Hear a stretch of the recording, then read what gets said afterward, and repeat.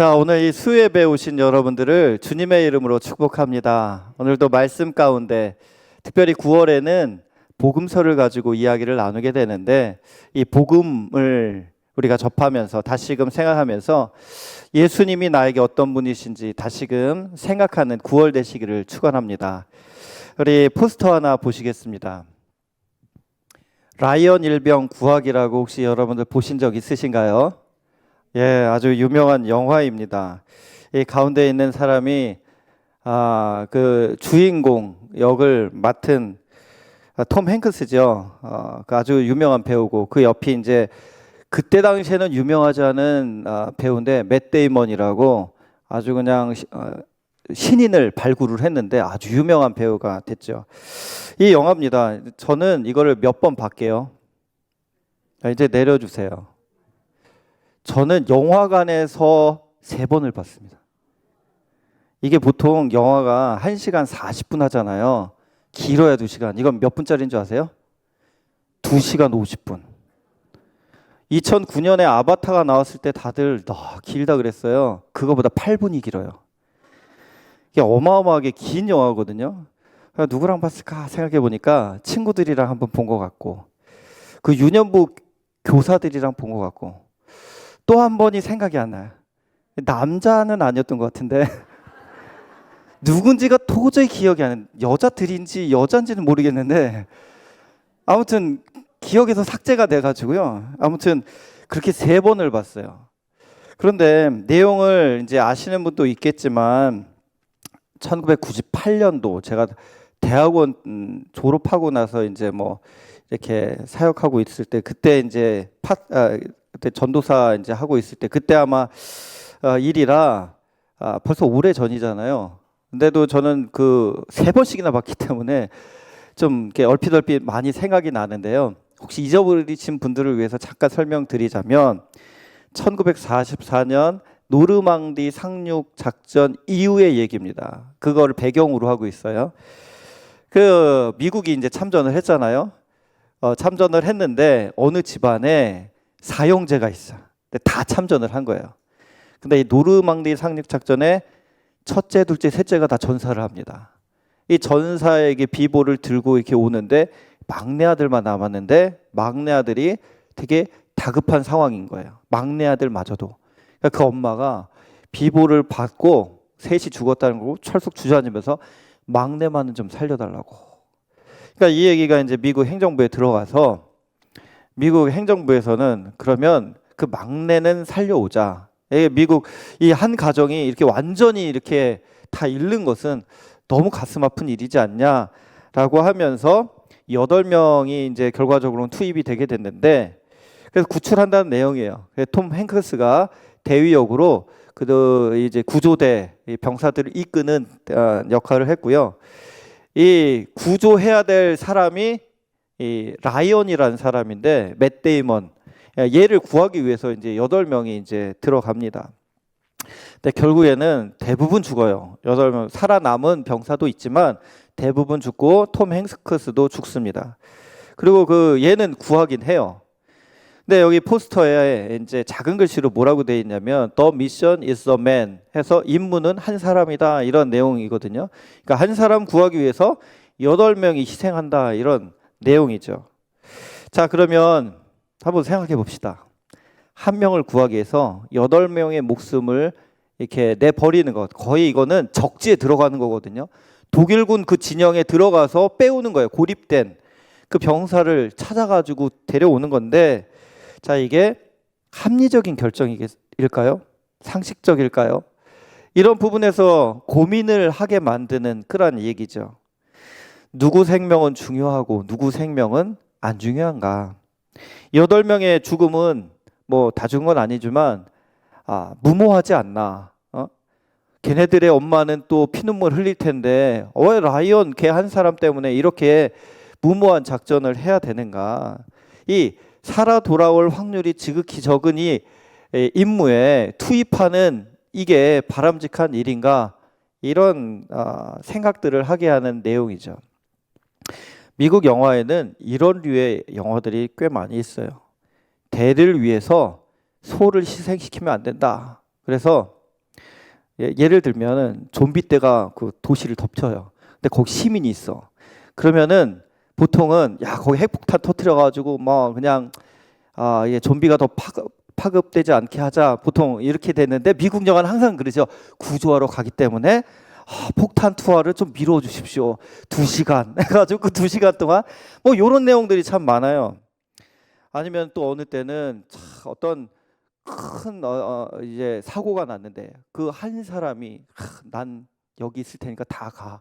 하고선 그 사람이 장렬한 희생 뭐 이게 그 뭐 그런 영화들 되게 많아요. 그래서 막 눈물샘을 자극하고 막 아빠 안녕 하면서 그때 막 사람들이 오열하고 막 그러는 내용들이 많이 있잖아요. 이런 것을 웅장하게 그리는 그런 내용들이 많이 있습니다. 라이언 일반 구하기는 그 한 사람을 위해서 여러 사람이 희생한다는 단순한 내용이긴 합니다.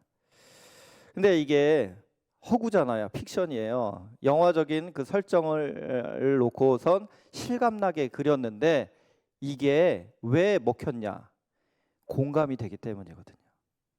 이게 전혀 개연성이 없으면 이게 영화가 아무리 뭐 그냥 스펙터클하고 아주 막 그래도 사람들은 잘 안 봐요. 이게 뭐 남의 얘기지 무슨 영화의 가장 흥행하는 가장 결정적인 이유는 공감이 잘 되는 영화들. 그래서 스토리라고 하거든요. 이게 너무 뻔하거나 이러면은 별로 재미없어 하는데 마음을 막 움직여. 그럼 사람들이 그걸 보게 되는 거예요. 왜냐하면 이런 일들이 사실 뉴스나 이런 일들에 종종 나와요.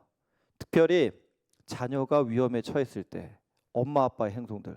아이가 물에 빠졌어. 근데 수영을 못하는데 뛰어들어요. 이게 무모한 거잖아요. 그래서 보면은 같이 죽었다 이런 얘기도 많이 나와요. 뭐 살릴 수도 있겠지만 불이 났어요. 근데 아이가 이제 거기 있어. 그러면 그냥 뛰어드는 거예요. 아이를 살리기 위해서. 이게 이해할 수 있느냐? 그 아이가 이렇게 가는데 길에 이렇게 아이가 들어가요. 아장아장. 그냥 모르잖아요. 근데 엄마가 기겁을 하고 그걸 보고 옆에서 이제 차가 오는 걸 보고서 뛰어들어요. 이런 얘기들은 이게 없는 얘기가 아니라 우리 주변에도 종종 일어나는 일이에요. 이성적이지도 않고 합리적이지도 않은데 목숨을 내던지는 일들이 있구나. 무엇 때문에요? 사랑이라는 이유 때문에. 내 목숨보다 더 소중하게 여기는 그러한 일에 있어서는 목숨을 우리도 겨우는 경우들이 있다라는 거예요. 그래서 흔히 이런 말을 하죠. 자녀가 아프면 그냥 내가 죽고 얘가 산다면 그렇게 하겠다라는 얘기하는 부모님들이 얼마나 많이 있습니까? 그 정도로 사랑이라는 것은 이성과 합리성, 상식을 뛰어넘는 그러한 놀라운 차원의 영역입니다. 자, 그러면 이제는 하나님의 사랑에 대해서 우리가 한번 생각해 보실까요? 과연 하나님의 사랑이 합리적이고 이성적이고 상식적일까? 피조물을 구하기 위해서 아들을 죽인다. 피조물이 근데 원수예요, 원수. 이게 사랑스러운 존재가 아니에요. 이미 원수가 됐어요. 죄로 인해서 하나님을 대적하고 하나님을 미워하고 하나님을 증오하는 그런 인간들을 위해서 자기 독생자를 죽이게 한다? 우리가 하도 들어가지고 이제 세뇌가 돼서 그런가 보다 이러실 거예요. 그렇죠? 뭐 하나님이니까 뭐 그렇지만 이건 우리는 절대로 우리가 이해할 수 없는 비합리적인 사실이라는 것은 분명합니다. 만약에 여러분들 살아오면서 지금까지 경험했던 모든 사람들 중에서 가장 끔찍한 원수 같은 사람 있으셨나요? 정말 생각만 해도 몸서리 쳐지고 갑자기 소화가 안 되고 갑자기 막 욱하고 올라오고 막 욕이 튀어나오고 내가 방금 성경 읽었는데 그 인간 생각만 하면 막 이렇게 뚜껑이 막 열리고 아마 있기도 하고 없기도 하는데 없으시면은 감사하며 사세요. 앞으로도 없으시길 축복합니다. 뭐 있을 수도 있죠. 일단 그런 사람이 있다 생각하시고 이번에는 여러분이 생각할 때 가장 사랑스러운 사람, 눈에 넣어도 아프지 않을 사람 한번 생각해 보세요. 자, 근데 여러분이 생각하는 그 원수 덩어리가 건강이 안 좋아. 근데 이 원수 놈을 살릴 수 있는 유일한 길은 심장을 줘야 돼. 건강한 심장을 이식하면 살 수 있다고 해보십시오. 그러면 여러분이 가장 사랑하는 사람의 심장을 떼다가 원수 덩어리에게 심장을 줄 수 있느냐? 가능한 일입니까? 이거 가능하지 않아요. 이거 할 수 있는 사람이 누가 있어요? 못해요. 자, 이것도 불가능해요. 이것도 불가능해. 네네. 또 하나의 문제가 있어요. 만약에 그렇게 한다고 해도 여러분이 그런 마음을 품고 그래도 해야지라고 한다고 쳐도 어떤 문제가 있어요? 당사자. 가장 사랑해. 근데 네 심장을 떼다가 내 원수 덩어리한테 좀 줘야겠다. 그러면 가장 사랑하는 사람 입장은 어떻게 됩니까? 이거는 대재앙이죠. 본인 동의가 있어야 되잖아요. 동의도 안 하는데 그렇게 해? 그럼 뭐예요? 인신매매범, 장기 떼다 파는 그 끔찍한 악한 놈이랑 다를 바가 뭐가 있어? 동의를 해야만 돼. 그러지 않으면 이건 범죄예요, 범죄. 범죄 중에서 흉악범죄입니다. 이거는 살인자죠. 자, 만약에 그렇게 얘기를 했어요. 내 심장이 필요하다. 난 죽어. 그러면 그 당한 입장에서는 그렇게 얘기한 아버지가, 어머니가 어떻게 보이겠어요? 좋은 아버지입니까? 나쁜 아버지입니까? 이 나쁜 아버지잖아요. 생각해 보세요. 왜 하필 내 심장이야? 막 이런 생각이 들 거 아니에요. 이게 무르나 많아죠. 우리는 어쩌면 이런 단순한 어떤 여기까지 생각 안 하면서 그냥 평범하게 하나님이 독생자를 우리에게 보내주셨다라고 살아왔을지 모르지만 이 원수를 살린다는 것은 보통 일이 아닌 거예요. 그냥 어느 정도의 그런 희생 정도가 아니라 이루 말할 수 없는 대가 지불이 너무나도 크게 이루어져야만 하는 일이었던 거죠. 우리 입장에는 하나님의 원수가 된 우리 입장에는 우리가 사는 건 좋죠. 그렇죠? 구원받고 생명을 얻는 거 좋죠. 그런데 죽음을 맞이해야 되는 예수님 입장에서는 그냥 보통 일이 아닌 겁니다. 그런 면에서 하나님은 합리적인 분이 아니라는 거예요. 이해할 수 없는 분이라는 겁니다. 상식적이 아니에요. 우리가 이제 하나님께 어느 때는 그렇게 얘기하죠. 하나님 왜 이렇게 비상식적입니까? 내가 이렇게 충성하고 하면 이렇게 주셔야지. 이게 이제 주고받고 이런 관계성 속에서 뭐 가는 정이 있으면 오는 정도 있고 그래야 되지 않습니까? 라고 하면서 우리가 당하는 어떤 고난과 어려움 이런 것 앞에서 하나님 앞에 원망할 때도 있어요. 불평할 때도 있어요. 하나님은 좀 안 맞는 분이라고, 이 정도 했으면 좀 잘해 주셔야 되지 않냐고 라고 얘기할 수 있지만 근본적으로 들어가서 아들의 심장을 꺼내는 그 부모님의 마음처럼 예수님을 죽이기까지 우리를 사랑하시는 그 비상식적인 하나님의 은혜 앞에서는 우리가 침묵해야 됩니다. 사실 할 말이 없는 거예요. 육신은 우리는 아플 수 있어요. 돈이 없을 수 있어요. 뭐 안 될 수 있어요. 근데 우리는 구원 받잖아요. 구원 받았잖아요. 우리는 영생을 얻었잖아요. 이미 갚을 수 없는 은혜를 받았어요. 근데 이제 물에서 꺼내놨더니 보따리 내놔라 뭐하라 하는 것처럼 우리가 너무나도 하나님의 그 사랑을 깊이 있게 못 느끼고 사는 경우가 많다라는 겁니다. 그 예수님을 생각만 해도 왜 나를 위해서 죽으셨습니까? 도대체 왜? 그럴 만한 내가 가치가 있나요? 나 그럴 만한 하나님께 어떤 이게 공로가 있나요? 아무것도 없어요. 아무것도 없잖아요. 아무리 우리가 뭔가 이렇게 난다긴다 해도 우리는 정말로 보잘것없는 지극히 멸망받을 수밖에 없는 그런 죄인 아닙니까?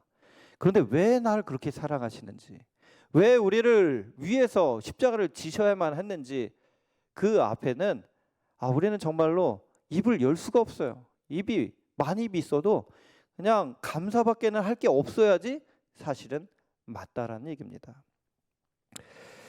여러분, 우리가 이것을 가능케 한 원리, 이것을 가능케 한 이유를 먼저 생각해야 돼요. 만약에 예수님이 동의하지 않으셨으면 어떻게 됐을까? 이런 구원의 역사는 일어나지 않았겠죠. 그런데 이게 가능했다는 것은 예수님이 동의하셨다는 거거든요. 그건 뭐냐면 삼위일체 하나님 안에서 이 부분에 대해서 성부 하나님의 이 마음, 이게 성자 성령 하나님 삼위일체 하나님이 100% 서로 공감하셨다는 뜻입니다. 우리 삼위 하나님은요, 이 서로 간에 이러한 모든 뜻이 교통하는 관계예요. 모든 하나님 아버지의 뜻을 예수님 그대로 생각하시고 이해하시고 받으시고 순종하시고, 성령 하나님도 그런 마음을 품으시고 생각하시고 우리 안에 내주하시면서 그 마음을 알려주시는 거죠. 삼위 하나님이 일치하기 때문에 이 놀라운 기적의 역사, 은혜의 역사가 펼쳐질 수 있었다는 겁니다. 이 공감이라는 것, 하나님이 내가 하나이듯이 너희도 하나이어야 한다라는 말씀, 이게 뭡니까? 그게 사랑이거든요. 근데 어떤 사랑입니까? 공감하는 사랑이라는 거예요. 사실 세상이 왜 힘든 줄 아십니까? 재앙이 있어서, 뭐 어려움이 있어서? 전 아니라고 생각해요. 사람이 힘든 이유는요, 본질적으로 말하면 고독이에요. 나를 알아주는 사람 없다라는 거예요. 외로움이죠. 사실 우리가 서로 간의 마음이 다 이해가 돼. 100% 이해가 돼. 그럼 그 사람이 그렇게 얘기한 게 뭔지를 알아. 함부로 정죄할 수가 없어요. 함부로 비난할 수가 없어요. 아, 그래, 그런 마음이겠구나. 얼마나 아프니, 힘드니. 그런데 뭐라고 얘기해요? 아, 그것 가지고 뭘 힘들어해. 이렇게 얘기하죠. 듣는 힘든 사람 마음은 더 무너지는 거예요. 야야, 남들은 안 그래. 우리가 이제 자녀들에게 항상 하는 말이, 누구 집 자식은 어떤데 왜 넌 그러니? 이거 자녀 죽이는 말이죠. 그 집 자식과 내 집 자식이 같아요? 다른데? 이렇게 비교 당하는 입장에서는 힘들죠. 자꾸 이런 공감하지 못하는 것은 우리의 삶을 지옥으로 만드는 겁니다. 천국이 왜 천국이에요? 공감이 되거든. 서로 간에 이해가 되거든요. 서로 간에 사랑을 하게 되거든요. 그래서 만약에 여러분의 가정 가운데 자녀를 사랑하되 내 식의 사랑이 아니라 공감하는 사랑이 된다면, 서로 간에 용납하고 이해하고 그런 사랑이 꼽힌다면, 거기는 어려움이 있거나 뭐가 안 되거나 상관없이 천국이라는 거예요. 그게 어려우니까 우리는 맨날 힘들고 어렵다라고 얘기하죠. 예를 들면 저희 그때 교회 오빠 영화 보신 적 있으시죠? 보신 분들 있으실 거예요. 영화관에 가서 이제 우리가 코로나 전에 이제 본 적이 있거든요.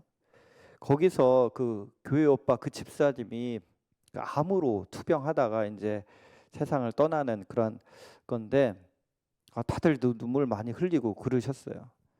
그런데 저는 어떤 면에서 그 모습 가운데 슬픔이 있지만 그 가정은 천국이고, 그 소그룹이 있거든요. 교회 공동체. 그 안에서 천국을 이미 경험하고 하나님 나라에 갔다라는 그런 마음이 들어요.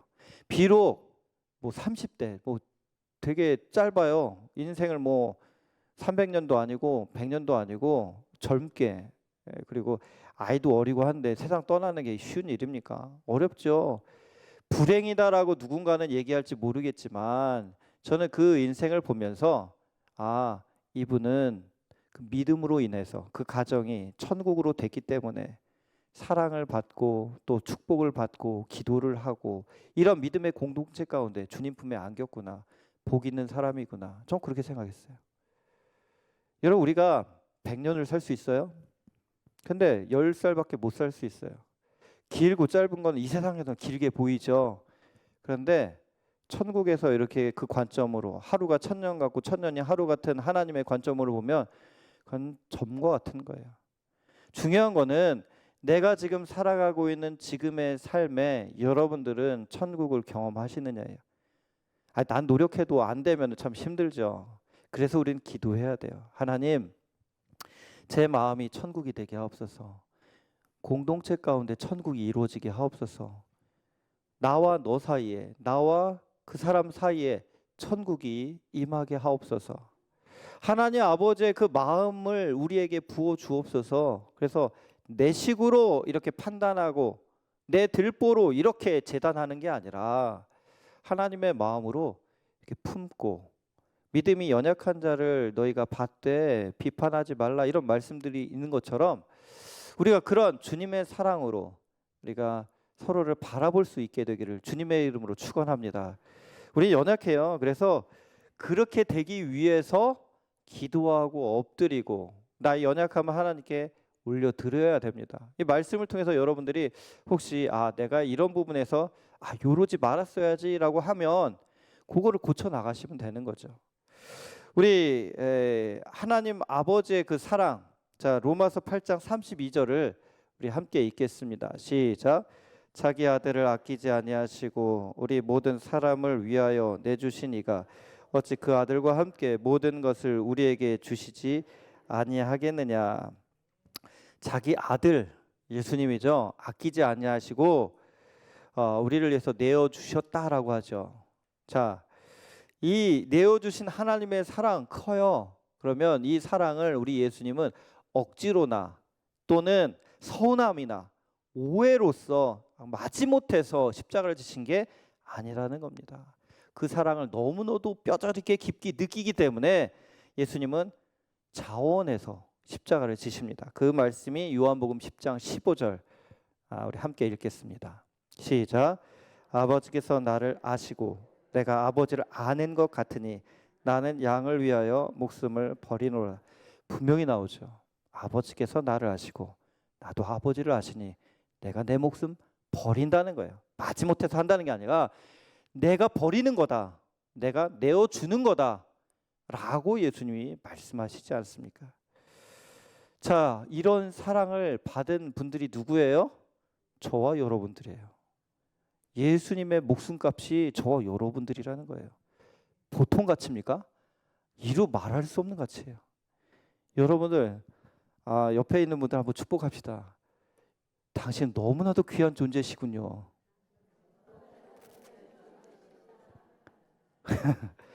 예, 우리는 너무나도 귀한 존재예요.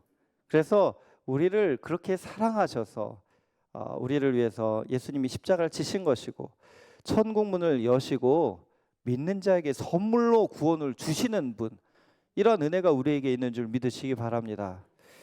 자, 이런 소식을 뭐라고 하냐면 기쁜 소식, 복음이라고 하는 거예요. 기쁜 소식. 자, 세 번역으로 이사야 52장 7절 말씀을 우리 같이 읽을까요? 시작. 놀랍고도 반가워라. 희소식을 전하려고 산을 넘어 달려오는 저 발이여 평화가 왔다고 외치며 복된 희소식을 전하는구나. 구원이 이르렀다고 선포하면서 시온을 보고 이르기를 너희 하나님께서 통치하신다 하는구나. 아멘. 구약 성경에 이 복음에 대한 메시지가 이미 계속 창세기부터 계속해서 이어져 나가고 있고요. 예언서에는 아주 본격적으로 이 복음의 메시지, 이제 메시아가 오신다라는 말씀을 아주 대놓고 특별히 이사야 말씀에는 엄청나게 나오고 있습니다. 자, 메시아가 오신다, 예수님이 오신다. 이게 기쁜 소식이에요. 우리는 알죠, 왜 기쁜 소식인지. 그런데 이 오늘 아까 읽은 세번역 성경으로 읽은 이사야 52장 7절에는 이 기쁜 소식을 세 가지로 얘기를 합니다. 기쁜 소식 3종 세트, 이 선물인데요. 첫 번째가 평화입니다. 평화. 이 복음은 뭐냐? 평화라는 거예요. 하나님의 평화가 임한다. 두 번째는 뭡니까? 구원입니다. 구원. 그리고 세 번째가 하나님의 통치인데, 자, 요 세 가지를 염두에 두고 다시 한번 읽어봅시다. 이사야서 52장 7절 시작. 놀랍고도 반가워라. 희소식을 전하려고 산을 넘어 달려오는 저 발이여 평화가 왔다고 외치며 복된 희소식을 전하는구나. 구원이 이르렀다고 선포하면서 시온을 보고 이르기를 너희 하나님께서 통치하신다 하는구나. 아멘. 할렐루야. 세 가지 꼭 기억하십시오. 복음은 평화, 그 다음에 구원, 하나님의 통치가 담겨 있습니다. 이것이 우리에게 임한 거고요. 우리에게 주신 선물입니다. 자, 그런데 평화, 지금도 러시아와 우크라이나가 전쟁하고 있는데요. 남한하고 북한하고 지금 종전이 아니라 지금 휴전 중인데요. 계속 미사일 쏴대고 지금 협박하고 지금 북한은 지금 아주 그냥 계속 그러고 있지 않습니까? 세계 곳곳에서 여러 가지 처처와 기근과 재난이 있지 않습니까? 평화가 아직 오지 않았지 않습니까? 네, 그래요. 이 평화는요, 어떤 평화입니까? 물리적인 평화가 하는 게 아니에요. 예수님 오실수록 오히려 외적인 이런 불평화, 이런 전쟁 더 많아진다고 돼 있어요. 재앙, 자연재앙 더 많아진다고 돼 있어요. 그러면 이거는 어떤 평화입니까? 하나님과 우리 사이의 평화라는 거예요. 영적인 부분을 얘기하는 거예요. 진정한 새하늘과 새 땅은 예수님이 다시 오실 때 이루어지는 거고요. 초림 예수님, 2000년 전에 오신 예수님으로 인하여서 얻는 평화는요, 영적인 평화를 뜻하는 겁니다. 하나님과 우리 사이에 원수된 것을 파하시고 하나님과 화목하게 되는 것, 그것을 이야기하는 거예요. 에베소서 2장 14절 말씀을 우리 같이 한번 읽도록 하겠습니다. 시작. 그는 우리의 화평이신지라 둘로 하나를 만드사 원수된 것 곧 중간에 막힌 담을 자기 육체로 허시고. 자, 예수님이 당신의 몸을 통하여서 그 원수된 담을 헐어버리신 거예요. 우리가 그래서 예수님을 통하여 하나님께 나아갈 수 있는 길이 열린 겁니다. 그거 아니면 죄의 문제가 해결되지 않으면 절대 하나님 볼 수가 없어요. 절대 하나님 앞에 나아갈 수가 없습니다. 근데 예수님이 모든 죄를 지고 돌아가셔서 대신 벌을 받으셨기 때문에 우리가 믿는 사람들은 하나님 앞에 믿음으로 그 구원의 은혜 가운데 주의 얼굴을 볼 수가 있게 된 것입니다. 그래서 하나님과 우리 사이에 이 화목을 이루게 됐어요. 이 화목을 이룬 사람들이 맛보는 것이 바로 뭡니까? 구원이라는 거죠. 구원받은 사람들은 뭘 느끼게 돼요? 하나님의 통치를 그때부터 경험하게 되는 거예요. 구원받은 사람들은요, 내가 주인이 아니라 이제 왕이 바뀌었어요. 내가 왕이 아닙니다. 내가 주인이 아닙니다. 하나님이 주인입니다. 하나님이 왕이십니다. 하나님의 다스리심 가운데 내가 들어가는 거죠. 내가 겸손하게 내려앉고 주님을 섬기고, 주의 말씀하십시오. 내가 듣겠습니다. 주님 말씀하신 건 내가 순종하겠습니다. 이런 관계로 되는 것, 이게 복음입니다. 근데 만약에 우리가 자꾸 거기서 벗어난다, 내 뜻대로 산다, 그럼 복음대로 살지 않는 모습이죠. 복음은요, 일회용이 아닙니다. 예수님 믿고 구원 받는다? 그러면 구원 받기 위해서 예수님 믿고 끝. 이게 아니라는 거예요. 예수님 안 믿는 사람들만을 위해서 복음이 필요합니까? 그게 아니에요. 오해를 하는 경우들이 있는데, 예수님 믿고 구원 받는 거 맞죠? 근데 그걸 위해서만이 복음이 있는 게 아니라 우리가 살아가는 날 모든 날 동안 필요한 것이 복음이에요. 뭐 아플 때 잠깐 약 먹고 나으면 약 안 먹고 되는 그런 류의 그 어떤 게 아니라, 복음이 날마다 우리가 복음 가운데 거해야 되고 복음으로 살아야 되고 복음을 우리가 말하자면 먹어야 되고 복음으로 우리는 세상 가운데 살 수밖에 없는 것, 그게 복음이라는 거예요. 여러분, 우리가 날마다 경험해야 된다라는 것, 하나님과 평화로우십니까? 이 복음의 능력 가운데 있느냐는 질문이거든요. 구원의 기쁨을 누리고 있습니까? 이게 복음으로 사느냐는 질문이고요. 여러분의 삶은 내 생각으로 사십니까? 아니면 하나님의 다스리심 가운데 거하십니까?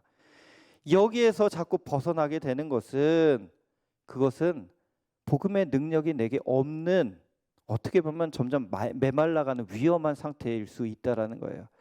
경건의 모양은 있어요. 근데 능력이 없어. 왜 그렇습니까? 복음이 내 안에 없어. 내 안에 예수 그리스도의 피 묻은 손길로 인한 주님에 대한 사랑이 식었어. 주님과 하나님과 나 사이에 평화가 없어. 하나님만 생각하면 화가 나. 내 기도 안 들어준다. 이게 뭐예요? 은혜가 없으니까. 복음이 없으니까. 내가 하고 싶은 건 많은데 하나님이 말씀하신 것은 하기 싫어. 그거 뭐예요? 거역하는 방탕한 자식이지. 아직은 자식이에요. 한데 그냥 집 나간 자식처럼 그냥 마음대로 살려고 하는 위험한 상태의 신앙이라고 할 수가 있습니다. 여러분, 복음은 기쁜 소식이에요. 그렇죠? 그럼 여러분들에게 기쁜 소식은 무엇입니까? 무엇이 여러분들의 마음을 들뜨게 하고 행복하게 하고 아주 즐겁게 만듭니까? 돈? 그럴 수 있어요. 배우자?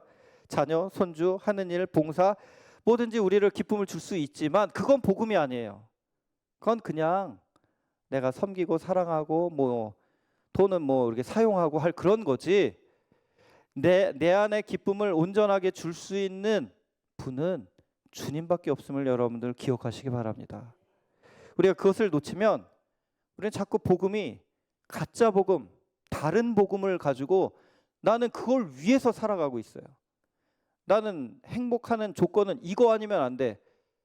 주일날 이제 설교를 그거 가지고 또 하겠지만 그게 우상이 되는 거예요.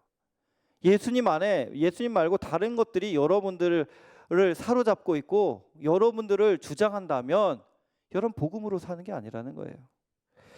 오직 복음은 예수 그리스도임을 우린 늘 고백하시기 바랍니다. 하나님으로부터 오는 평화와 또 구원과 통치 가운데 늘 거하는 우리 모두가 되시기를 소망합니다. 마가복음 1장 1절 이렇게 시작하죠. 하나님의 아들 예수 그리스도의 복음의 시작이라. 복음서 뭐죠? 예수님의 삶을 기록해 놓은 책입니다. 마태, 마가, 누가, 요한복음이 있어요. 다 복음이라고 얘기합니다. 이 복음서 중에 제일 먼저 쓰여진 책이 마가복음이거든요.